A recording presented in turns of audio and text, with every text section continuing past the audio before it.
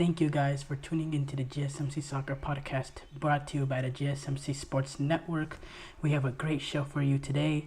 We will be covering the U.S. Men's Olympic Soccer team taking on Morocco in the quarterfinal tomorrow. We'll discuss the Men's Olympic Soccer quarterfinals, preview the rest of them. We'll talk about Liverpool defeating Arsenal in the preseason game and talk about Liverpool's chances of competing at the highest level this upcoming season. We'll discuss who are the favorites to win Serie. Obviously, behind the defending champions Inter Milan, who's expected to have a similar sort of season. No real drop off with them. And make sure you stick around for the end of the show, where I'll be giving you my thoughts on some of the top headlines going on in the soccer world. Before we start off, I'd like to ask that you like and follow the show. Also, we get a number of questions that come in during the show, so to ensure that your questions get read on the air, I ask that you please use the tips and donations link at gsmcpodcast.net with your questions. This puts your questions at the top of the list so that I can see it, and it also really helps grow the show. So again, the link is gsmcpodcast.net.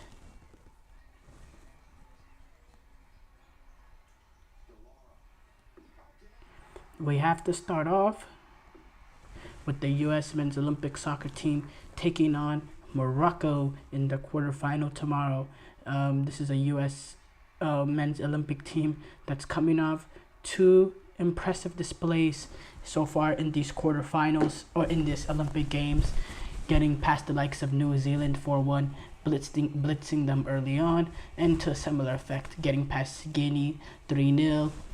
This is a U.S. team that has had some flexibility in that they've played with the number 9. They've played with the, quote-unquote false striker in that last game, bringing on Aronson and as a false 9-ish, and then bringing in Griffin Yao. And it's a team with flexibility. It's a team with some ability in transition. Marko Mitrovic, he has had the team comfortable in defending, not being afraid, especially later on in the game with these leads, conceding a little bit of possession and really keeping everything in front of them and then breaking. And they've been very, very dangerous in transition. They've created a lot of chances despite not necessarily dominating the game in terms of possession from minute 1 to minute 90, pick and choosing their moments really to play in the opponent's half, pressing high up with some intensity, with physicality, with energy. Yeah, this is a team, obviously, that's quality is a little limited when you compare it to, what we could have as a U23 team. I mean, if you look at our U23 team, the dream team, we'd have the likes of Yunus Musa, Giovanni Reina.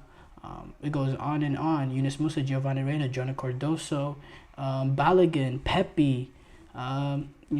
It'd be loaded. It'd be an extremely loaded U23 team. But obviously you can't get what you want. You can't get all those when it comes down to the players having to play for their club team and that situation and all that. But this is still a team very, very talented and with some real ability, and that can be really deadly in this game against Morocco. And let's be honest, before the group stages, we were talking about the medal chances of the USA, and we looked at this quarterfinal potentially being against Argentina, which we really didn't have high hopes for, because if you look at that Argentina team, with Thiago Almada, they had some experience with Otamendi, Julian Alvarez. It was a loaded team, and it was a strong team. And a lot of the U23 players that Argentina wanted, they were able to get it. There was some few notable exceptions like Enzo Fernandez, but they had multiple players on the team that was part of the team that won the previous World Cup. So it was a team with real talent and real ability. They haven't had the strongest of tournaments. They slipped up in that opening game, and they played a rather less impressive game against Ukraine, which got them, into second place into the group. Well, they'll take on France, and then USA were able to get a draw up against Morocco, who have a very dangerous team. They've played some really, really good football In that opening game, against Argentina, they were able to, outstretch. They were by far the more progressive team. They were the team that was controlling possession. They were a team that looked more deadly to get the goal, and they ended up getting the goal in the first half. And then once they got that second goal in the second half, they turned a little bit more defensive because Argentina started to turn up the pressure, which is expected, being down 2-0. But this is a Morocco team. They have a strong team. They have, Sofiane Rahimi. He's probably going to win Golden Boot. He's at a brilliant tournament, brilliant finisher. You have the likes of Achraf Hakimi as an overage player, probably the best player in the world at his position. One of the few players in this tournament that is world class, and he is the best player in this tournament as a whole. I don't know if I'm missing someone. Maybe I'm. But as far as I know, he's the best player in the world. There's no world-class player at their position. You have Michael Olise that could get there. Now he made that big move to Bayern. I expect him to be there. He has real quality. This is Achraf Hakimi that's done it at the top level. Was the catalyst, one of the main players for a team that reached the semifinal of a World Cup in Morocco. He's a brilliant player. And there's no doubt that Morocco are the favorites. They have the better team. They have the better talent. I talked about Rahimi. I talked about Sofiane Rahimi. I talked about Hakimi. What I didn't talk about is midfielder Amir Richardson, who's had that unknown element. He's really tidy, really clever on the ball. Really a tidy player and a unique player and quality. Real quality amongst Amir Richardson. This is a player that was a dual national actually, and he was a dual national for the U.S. Eligible also for the U.S. He's also eligible for France because that's where he was born. He was of Moroccan ethnicity, and he is also, I believe, his dad was American, so he was able to play for the U.S. men's national team. He declined that went with Morocco instead, and they. He's really good, and he's really talented, and he's that sort of player that can make us pay in this game. Real ability, and a player that I will not sleep on. He's a sort of player that can control this midfield. Abdi Ez Al-Zuli, he's been also impressive. I believe he started the tournament on the bench, but since then, he's been really impressive with his pace, his verticality. This is a player that came up the Barcelona ranks, by the way. He came up the ranks of Barcelona. Now he's at Betis, Real Betis.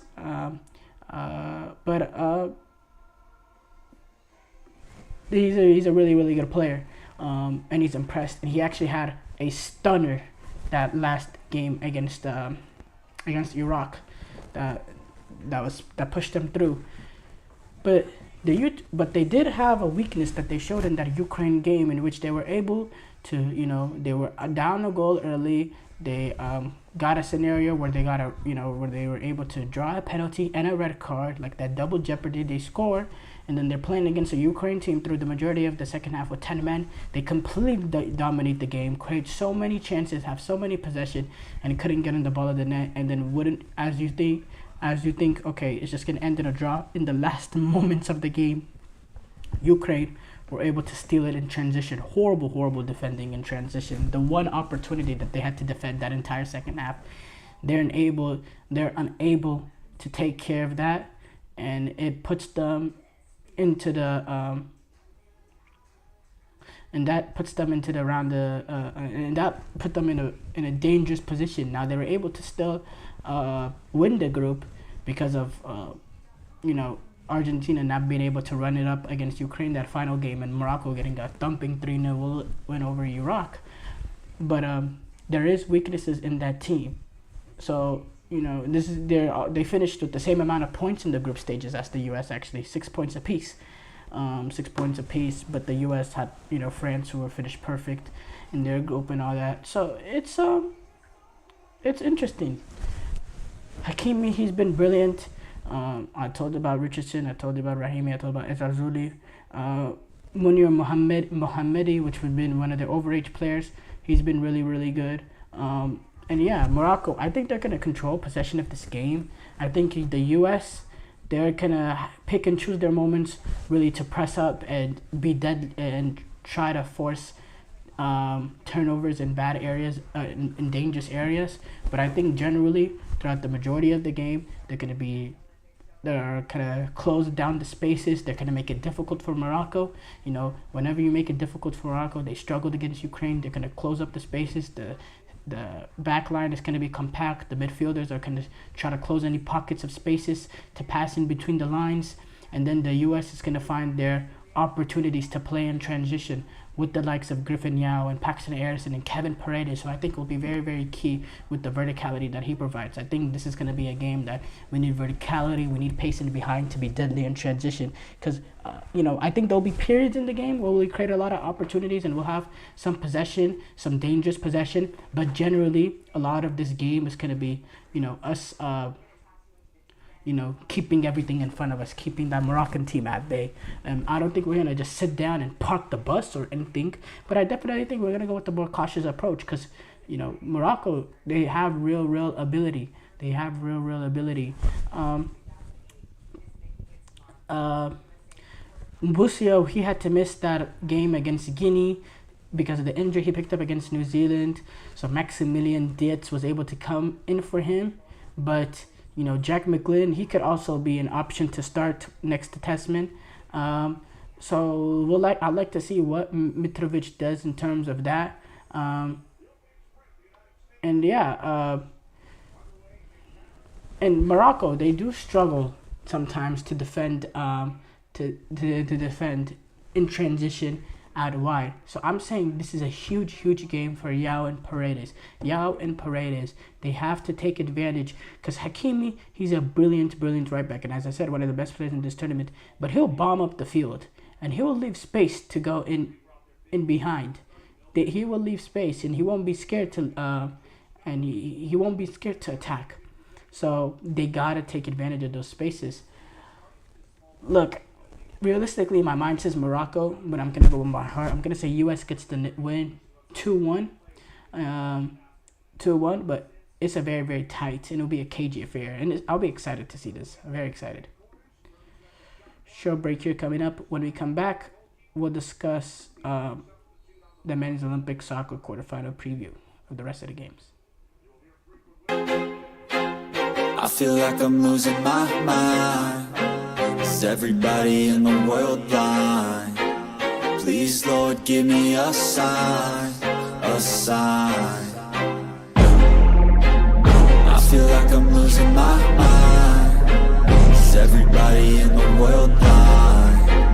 Please, Lord, give me a sign, a sign. I wanna be the greatest. Everybody on the fake shit. I look around and feel like everybody is the fakest. I make this every day and I'm impatient, hoping one day I blow up from the basement. Statement, the top is so vacant. I don't hear shit that I think is amazing. Waiting for my day when I'm playing sold out shows for 1,000 faces. Hey, give me that crown, get in my way and to be put down. It ain't your place, all this my town. If I want that shit, then I'll get it right now.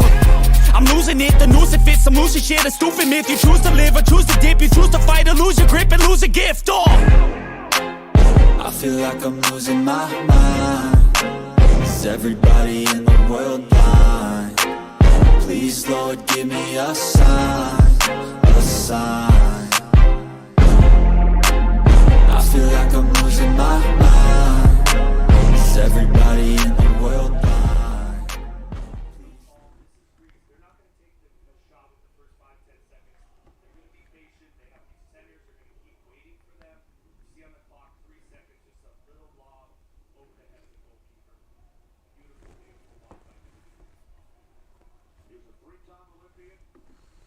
Welcome back to the GSMC Soccer Podcast. Before the break, we talked about the U.S. Men's Olympic soccer team taking on Morocco in the quarterfinals. We move on to discuss the men's Olympic soccer quarterfinal preview. Preview the rest of the games. Obviously, I'm going to go with this game first real quickly. We talked about it the last segment, but I'm just going to say a little bit about some notes that I had about this game. Morocco taking on U.S. The game will be played in PSG Stadium, Parc des Princes. I've always wondered, how do you say that name? Parc des Princes. Parc de France? I don't know. Is it? Parc de France? think that's what it is. I think that's how you say it. Parc de France, because that sounds right. Parc de France. But this will be Morocco's first ever game that they have played in the knockout stages of the Olympic Games. Their first knockout stage game on the Olympic Games. The U.S., they actually played their last quarterfinal game, or their last knockout stage game, period, 24 years ago, the Sydney Olympics in 2000, in which they defeated Japan in penalties to move on to the semifinals. They were actually ended up finishing fourth that tournament. They didn't quite medal, but they reached the bronze medal game. Walker Zimmerman, talking about this game, said this is the first this qualifying for the quarterfinals is the first step of what we came here to do, but hopefully the fans are going to get behind us and keep supporting back home, and hopefully we can give them something to be proud of. We move on to the next quarterfinal, Japan taking on Spain. This is a Japan team that's had a brilliant Olympic Games and that always have a strong showing at the Olympic Games. They always have a strong going at these Olympic Games because they take their strongest teams that they can, and they just treat it very, very seriously. And Japanese players, they are class. They are class. They're all technical. They're all tidy. They're all tactically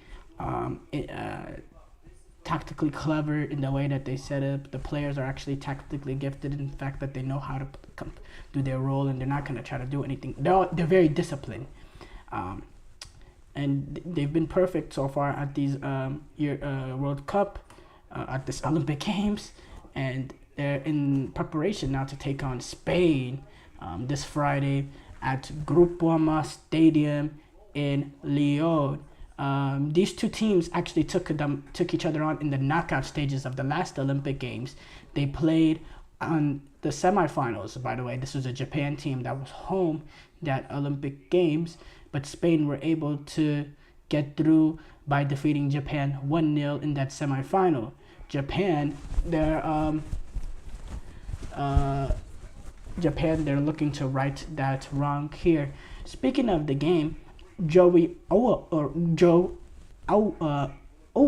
the Japanese head coach, said it goes without saying that Spain are a high level. However, we improved a lot during this tournament, and we want to make sure we play our way, our style. Japan, they started off with that opening tournament bang by defeating Paraguay 5-0, and then they were able to get some late wins against Mali and Israel that kept themselves perfect. So they're coming in perfect. Spain, on the other hand, they started off the tournament fairly well. They defeated Uzbekistan in a cagey game, and they defeated who did they defeat in the second game? I believe they defeated Dominican Republic in a game that was a little bit tight, a little cagey, but then they started getting comfortable in the game, especially when Dominican got that red card.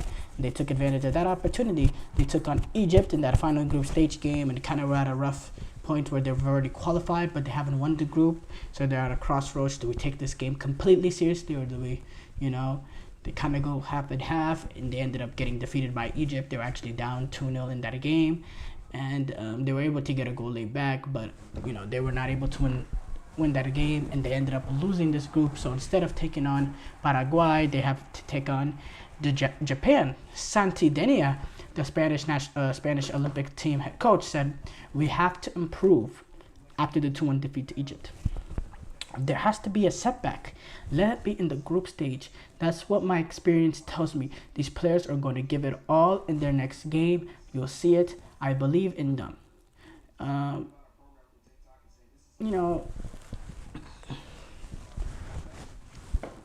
Japan is a really, really good team. Even before the tournament, they took on the French team, and they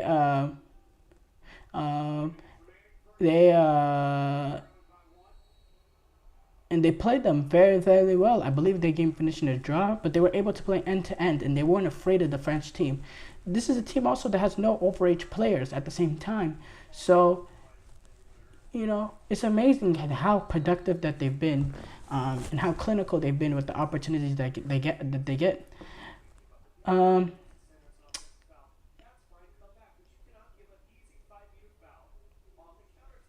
with Spain, this is a team that has ability. Alex Baena, Fermin Lopez, Eric Garcia, Arno. But yeah, Kubarasi, real team. Miranda, Barrios, Ruiz, Gomez. This is a team with some real ability, but they have not played. They did not play up to that level against Egypt, and they're not as good as what that last Olympic Games, they took basically a full U23 team. They have this rule where if you're in the Spanish Federation, that no Spanish club, no La Liga club, or any Spanish club can deny the players from playing in the Olympic Games for Spain.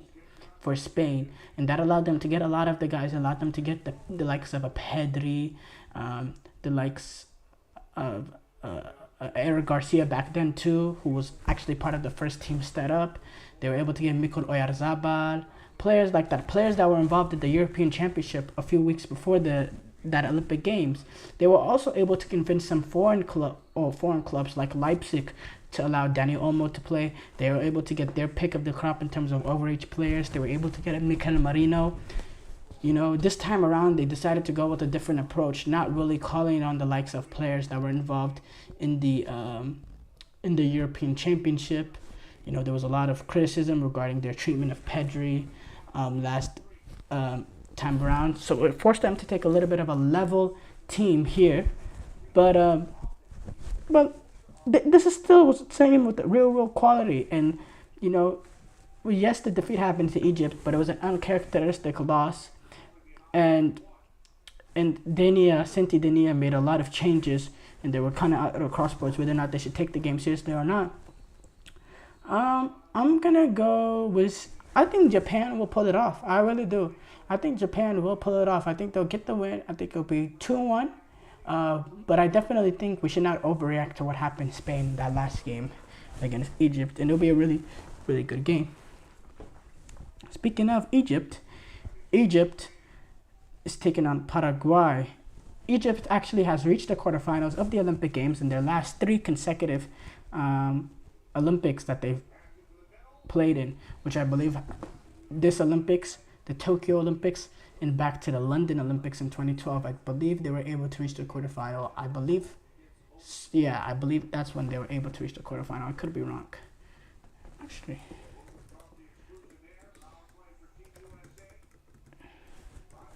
we can pull it up right now. But these are 2 teams that also entering good form. Paraguay, they had that opening day absolute dumping when they took on the likes of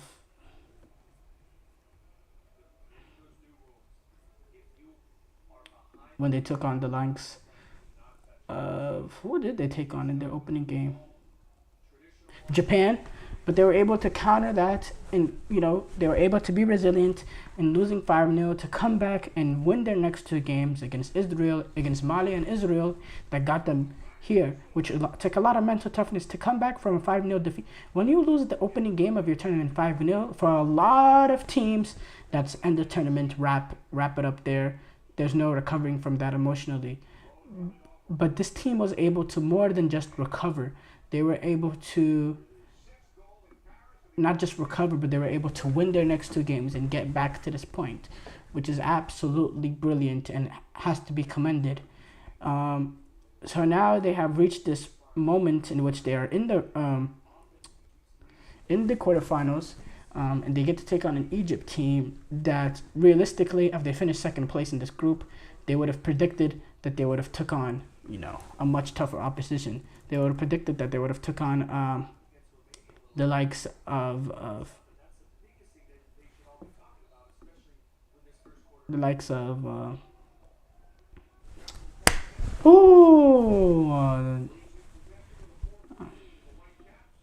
Spain. They would have thought they would have took on the likes of Spain, which would have been a deadly tie for them. But instead, they get to take Egypt, who's actually has had a good tournament. They've won the group. They're undefeated so far. They started off a little bit disappointing against Dominican, tying, but then they picked it up by defeating Uzbekistan, and then they got that big win against Spain to win the group. and they have some real experience in the team with Mohamed Al Nene, real quality too. We could see the way in the football that they played, and they also have a former Olympic champion coach as their head coach, Rogerio Miquel, who's actually the coach, if you remember, of the 2016 Brazil Olympic team that won gold. That famous team with Neymar.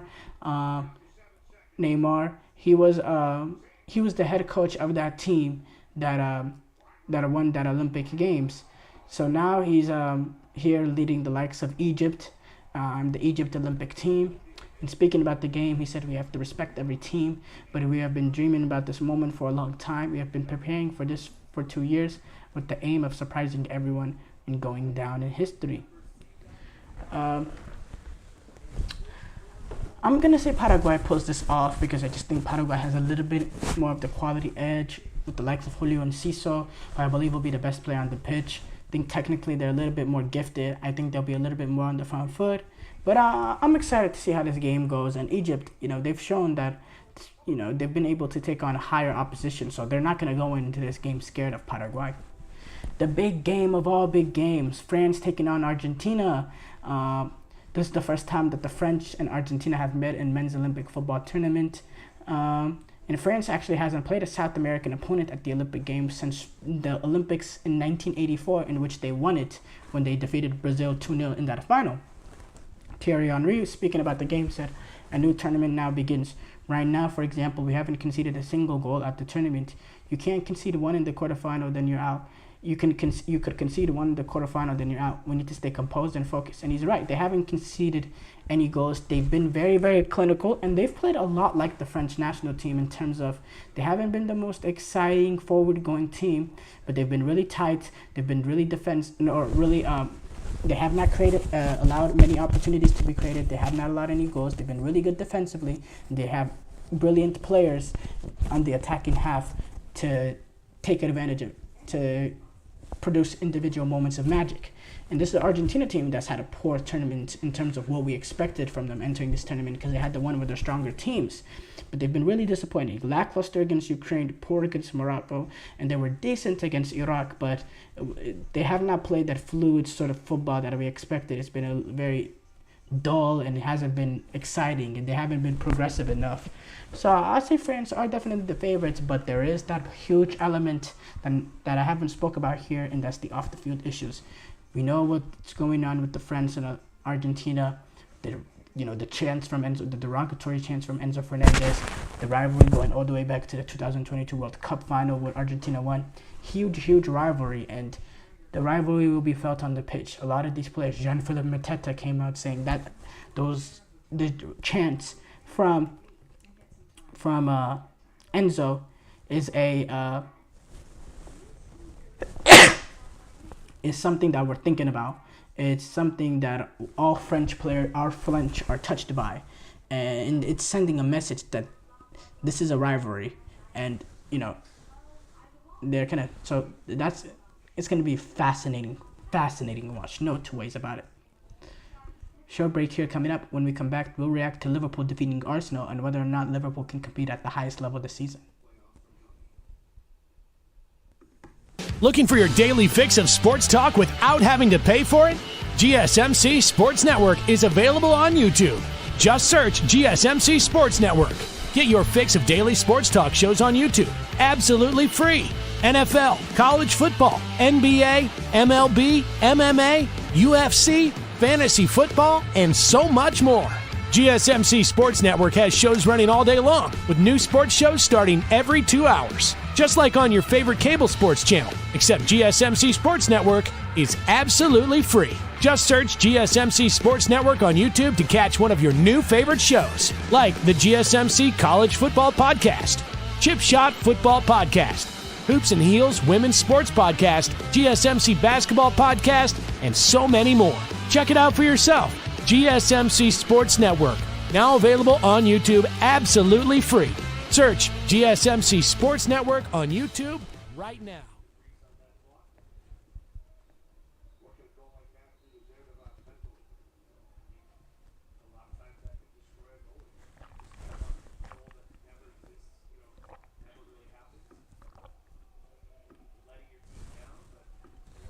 Before the break, we previewed the men's Olympic soccer games. We move on to discuss some of the top headlines. We move on to discuss Liverpool. They were able to defeat Arsenal in this preseason friendly, played in Philadelphia, and it's a game that raised some eyebrows. I tend to not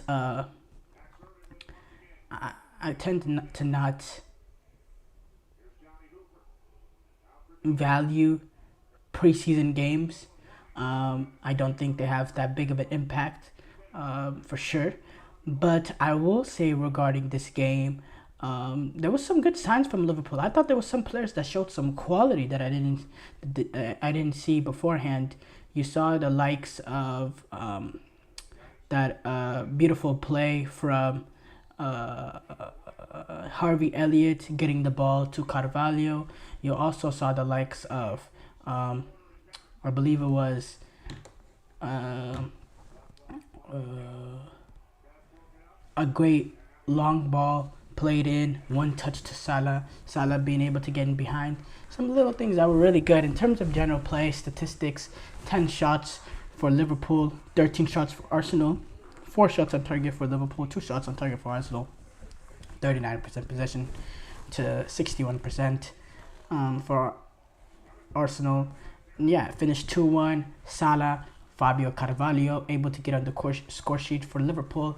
Arsenal, they were able to hit back in the 40th minute through Kai Havertz, but it was not enough.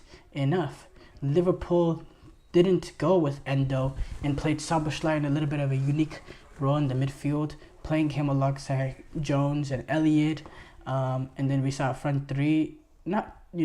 Carvalho kind of played alongside with them. Kind of saw a hybrid front two with Salah and Jota up there interchanging.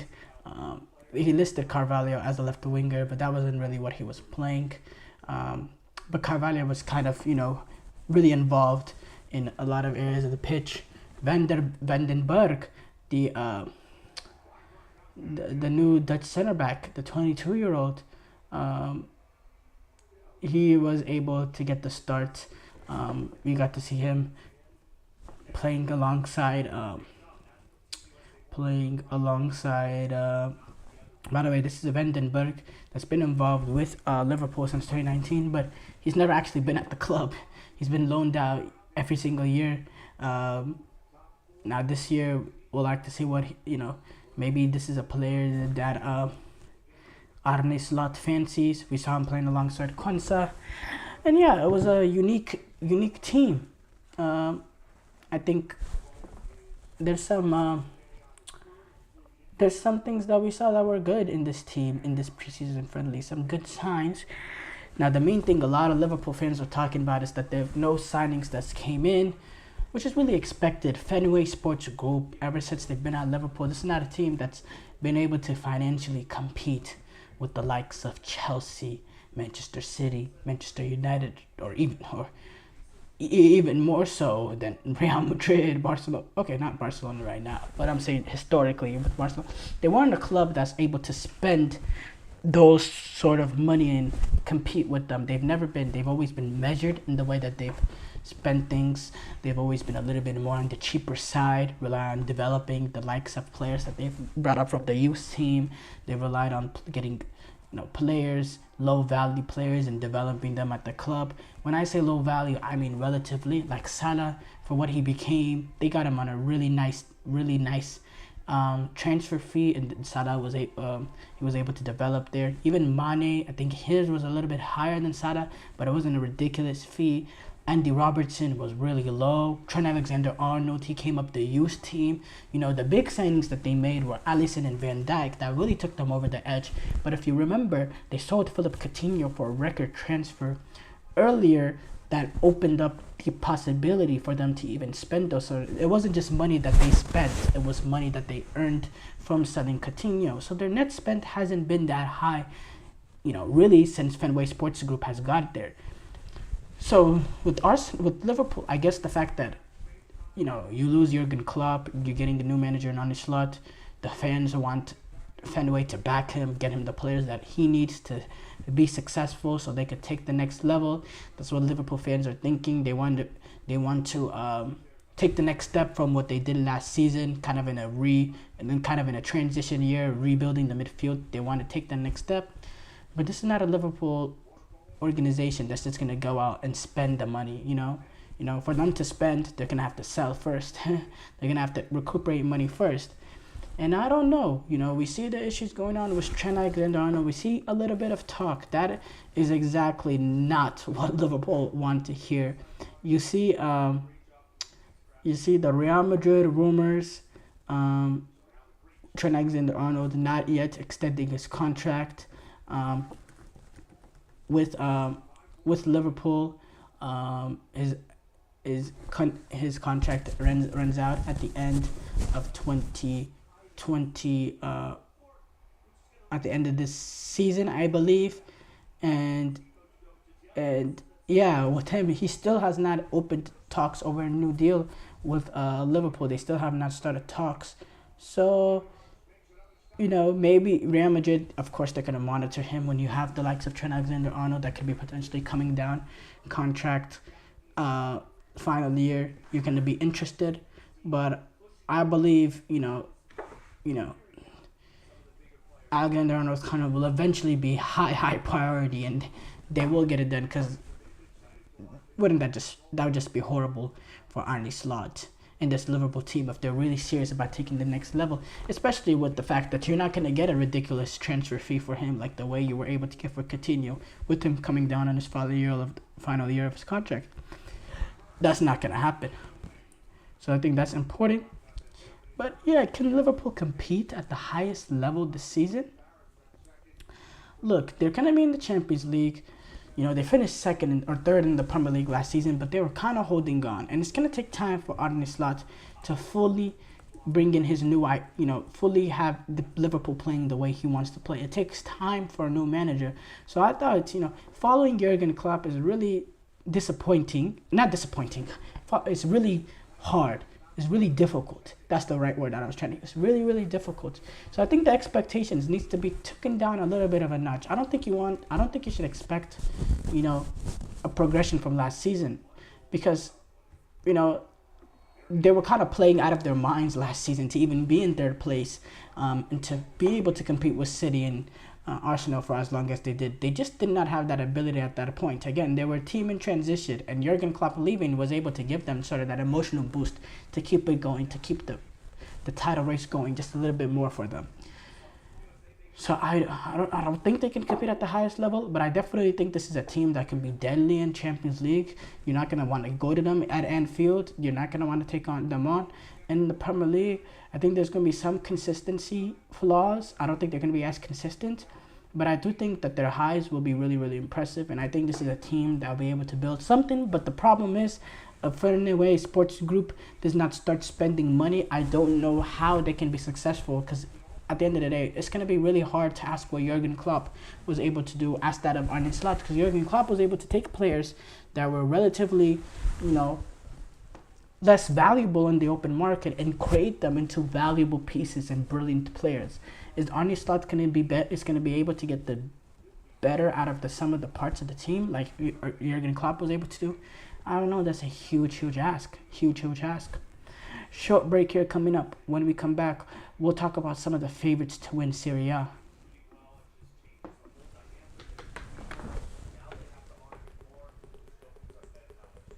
For the best and latest podcasts available anywhere, go to the podcast app on your cell phone and type in GSMC to access free content-rich podcasts on health and wellness, book reviews, sports, entertainment, relationships, social media, movies, technology, finance, and even weird news. Subscribe and download the GSMC Podcast Network's family of shows, available everywhere podcasts are found.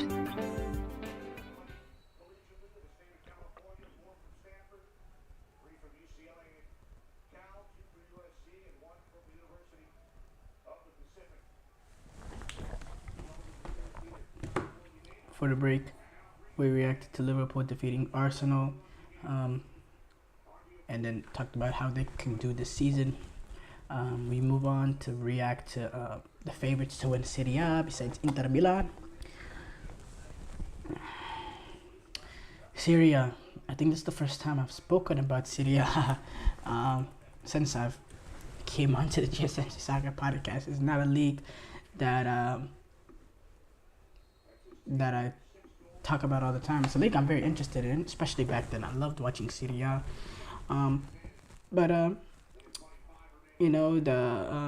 It's a fun league to watch. It's a league with some real ability and real quality.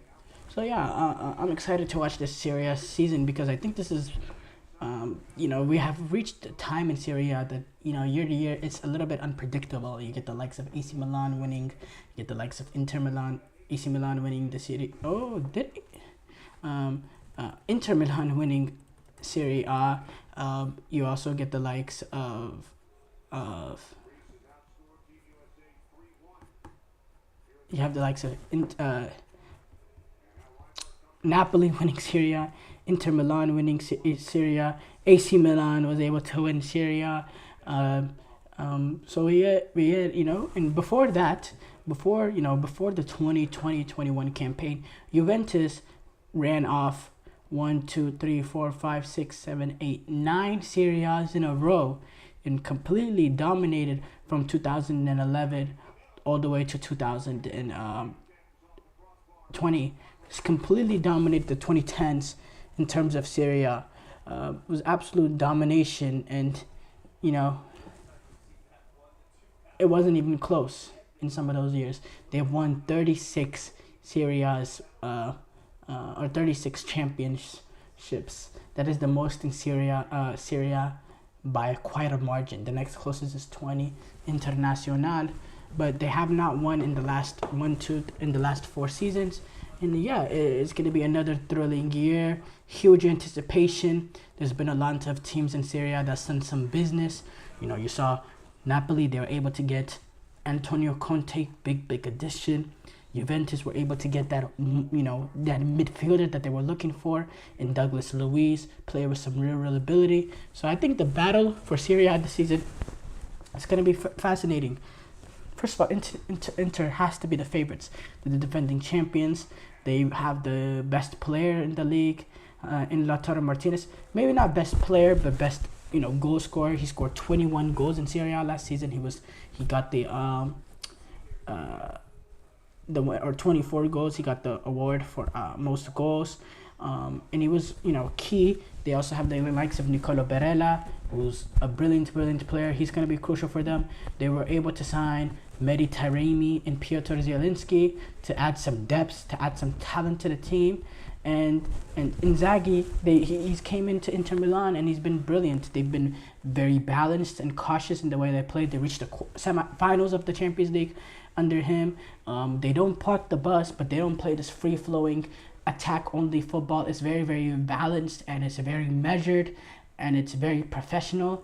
And Inzaghi does a very good job at managing his players, not only physically but also being a good man manager. And I think Inter Milan, they have a great chance to win it. But winning back-to-back Serie A's is going to be difficult. It's going to be difficult. No team has done that since Juventus won 9 in a row. It's been Inter, then it was AC Milan, then it was Napoli, then it was Inter again. So for them to win it back, I don't know. Now, Juventus.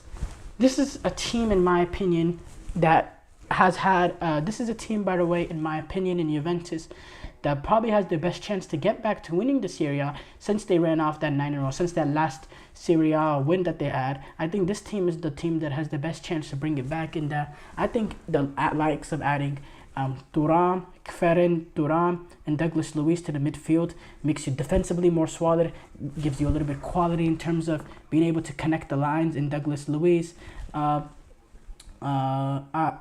then you are also able to sign Juan Cabal to make the defense a little bit better, and then Michel Gregorio, who had a very good season in Serie A previously, in the previous season. Yeah, this is a team, real ability, real quality. Vlahovic, I think if he can start getting more comfortable. Chiesa is iffy, and whether or not his situation didn't have the best of Euros. But they've improved the squad significantly, and now you get the likes of Thiago Motta, who is the biggest addition in my opinion for Juventus, because this is the sort of manager that makes a team better than the sum of their parts, which really gives you that leg up in these sort of title races. Thiago Motta, he led Bologna to a top 4. Really, they did some fascinating football. He's a brilliant tactician, very good in-game adjusting to what's going on. They play possession-oriented football, and this is going to be different than Juventus. Juventus have naturally been a little bit more defensive, but this is more dynamic in terms of possession-oriented. They're going to be very, very fluid in transition with the attacking ability that Thiago Motta has coached. And Thiago Motta has been able to develop young players as well at Bologna. So that'll give them an excellent advantage. And I think they have a real shot. And I'll probably put them second place in terms of odds. Second place. I'll put them as second. I think third. This was going to surprise a lot of people. But I'm going to go with Napoli. I think Napoli, they're getting ready for this 24-25 season with a horrible previous year in terms of not even finishing in European positioning. They finished 10th in the league, but you don't finish. You don't go from winning the Serie and being as dominant as they were to finishing 10th. There was clearly a big drop off there, and for me it was the coaching. I mean, you go from the likes of Luciano Spalletti to some of the frauds that were in the touchline at the Maradona Stadium. But now they sign a guy like Antonio Conte, which Diego Conte. This reminds me exactly of Chelsea. Chelsea win the Premier League. The following season, they completely fall off. They completely, I believe they finish 11th or something. They sack Mourinho. Conte comes in the next year, and he wins the Premier League immediately. I can see something like that for Conte and Napoli, because there's no way, the team, there's still quality. Kvaratskhelia is still involved. Osimhen is still in the team, and if Osimhen gets sold, it's going to be for a ridiculous price that Napoli can reinvest. There's still some real ability in this team, and Antonio Conte makes players better than the sum of their parts. They're going to be defensive, they're going to be very tight, and they're going to play in transition, and they're going to play with fullbacks, and they're going to rely on their width that they get from their wingbacks. But Conte is a leader. He's won Serie A's, he's won Premier Leagues, he's done it. He's led teams farther than what they should have. And Napoli, they've already strengthened their team with signings like Leonardo Spinazzola, Alessandro Buongiorno, which gives them quality and depth. And really, this team is really a good team. And they just need to develop that sort of consistency, game in, game out, that they didn't have last season. And I think Antonio Conte will provide that. I think they're a really deadly team, and I think they're a huge contenders, maybe even more so than Juventus. And then you'd have to go with I think this is a toss-up between Milan and Atalanta. I'm gonna put them both at 4. As far as Milan, this is a new team, new coach who's Paulo Fonseca. It's going to take time for them to adjust to him. He's a good coach. Rafael Leao, he's still involved.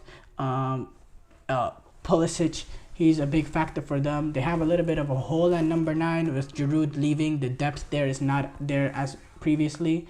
But I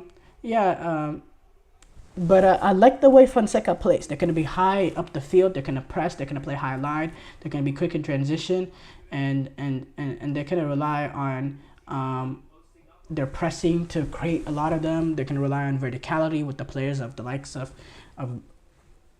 Pulisic, Leao. So that's going to be fascinating to see. And then Atalanta, they're a dark horse, as they always are. They had an amazing European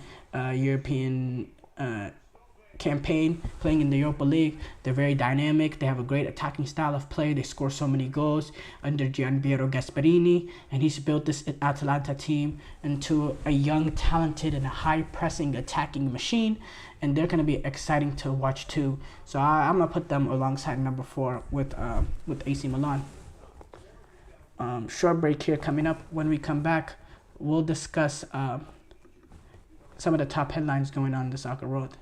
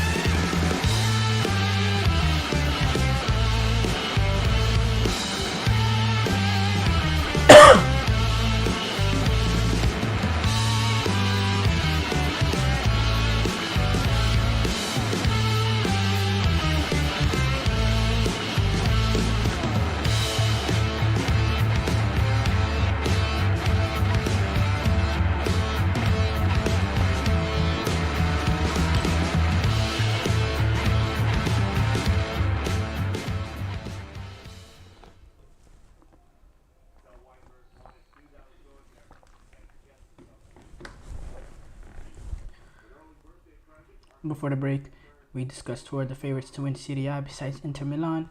We move on to react to some of the top headlines going on in the soccer world, and we have to start off with Neymar. Actually, no.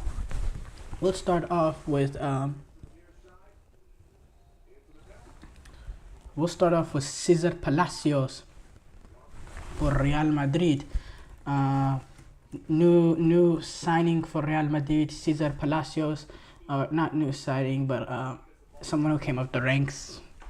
He's playing his debut game. 19-year-old. He played for Real Madrid Castilla. Now he played his debut game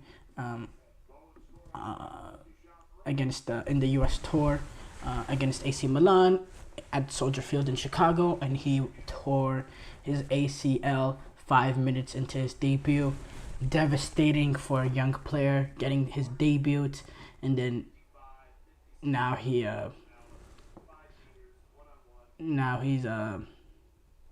already suffered a torn ACL. That's heartbreaking to say the least. So I feel bad for the player, and we hope that he comes back even stronger, because that's just awful. It really is. It doesn't get much worse than that in terms of injuries. Getting injured on your debut, that type of injury, torn ACL, just really, really bad. And yeah, I feel really, really bad for him, and hope that he comes back even stronger from this. He's young, so that we've seen the way Florian Wirtz suffered an ACL while being young. He's able to come back and get even better, be the brilliant player that we saw at this European Championship, that we saw him be at Leverkusen this season. So we hope that Cesar Palacios has that sort of rise back up the ranks, and can be a factor for Real Madrid as he gets more decorated in his development. Neymar, he's opened up about his recovery process, talking about how there are days that I want to give up, quote unquote, from him, during his recovery process following the torn ACL and meniscus in his left knee that he suffered for Brazil in October while playing for Brazil. And he opened up actually on social media, on Instagram, about his recovery process, and talked about the resilience that he had to show, saying, after I suffered this injury, there are days that are difficult. There are days I want to give up. It's hard to go through all of this, but here's a warrior who won't stop until I get what I want. God is my strength and my fortress. We will continue fighting every day. Neymar, he was only able to play 5 times for Al Hilal since joining the team on a 2-year contract in August 23 after leaving or being forced out at PSG. With the whole situation, we know what will happen there. Before he sustained, but yeah, he was only able to play 5 games before he sustained that season-ending injury. This is a Neymar who's the leading goal scorer in the history of Brazilian football. He wasn't able to play this Copa America, in which Brazil looked completely dreadful. And I think he's still going to be a big part of Brazil going forward into their next campaign at the World Cup, because if he's able to come back and be the player that he was, he's still the best player on this national team, especially the way Vinicius performs for Brazil compared to his performances for Real Madrid. And it's important that Neymar comes back and continues at his levels that he can play, because he's still only 32 years old, and in this day and age, 32 years old is not the oldest age in the world. And yes, it's going to be difficult recovering from an injury that late, but I still believe in his ability and believe in his chances. Jorge Jesus, the manager for Al Hilal, said he expects Neymar back by February, not February, by September. By September, he's expecting Neymar to be a factor again for Al Hilal, or that's what he hopes. So we'll see if how Neymar how fast it'll take, how long it'll be till Neymar gets back in playing for Al Hilal. Former LA Galaxy striker Zlatan Ibrahimovic said on Thursday on a major sports network, said that MLS is not growing as fast as it could be because there's so many rules. He said it's growing in the right direction, but I think it's growing slowly, because when I was here, I remember it still is. It has too many rules to make it grow faster. But when it comes to the game quality, the individual, this game is growing and getting better and better. And you have the World Cup in 2026, which will be important for the country and MLS especially. I think when you bring over these big players and they're showing their quality, you understand more how the level is in Europe. The level is much higher in Europe, with all the respect for MLS, but it's growing. You need to build it from the base. It's not only about the big stars coming and playing. They're not the future, they're present. And that's just the truth. That's the truth. There's so many rules that me, as a huge soccer fan I don't even watch MLS. Number one, the quality is not there. Number two, all these rules, they don't make sense. The designated players, the salary cap, the drafts, all this. It's just too complicated. MLS, they want to make MLS a franchise league, when the best leagues in the world, they don't operate franchises. The leagues that develop the most talent and has the most quality are leagues that have promotion, relegation, and have players come up the youth ranks, and that's how they get signed to the teams. They don't have a draft system. They don't have these delegate players, these salary caps. They don't have any of that. There's none of that. It's just it is way too complicated. And and I'm not surprised. By these comments. Zlatan, he has not been afraid to speak his mind about anything that he's talked about. So and these are all very fundamental. Saudi Arabia, they want to build 11 new stadiums, including one that will be built 350 meters above the ground for their on their formal bid that they submitted in a few days ago to FIFA regarding the 2034 World Cup. Saudi Arabia is actually the only country that's bidding for that World Cup, actually, and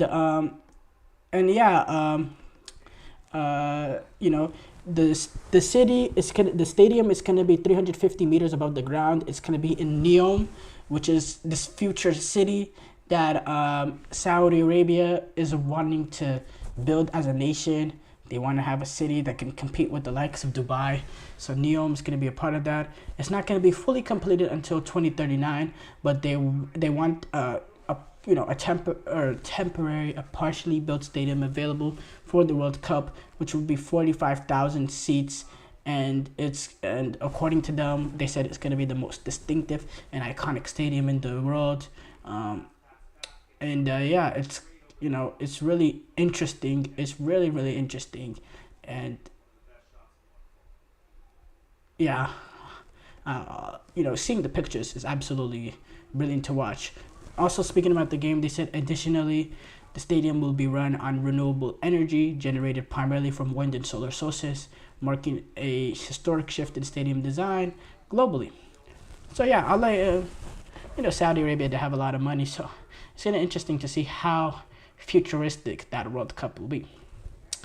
But thank you guys for tuning into the GSMC Soccer Podcast presented by the GSMC Sports Network. Your support means a lot to us, so please remember to subscribe to the show and leave a positive review. It really does make a difference. We also invite you to follow us on Facebook, Twitter, TikTok, and Instagram for more content and updates. Thank you once again and have a wonderful, wonderful day.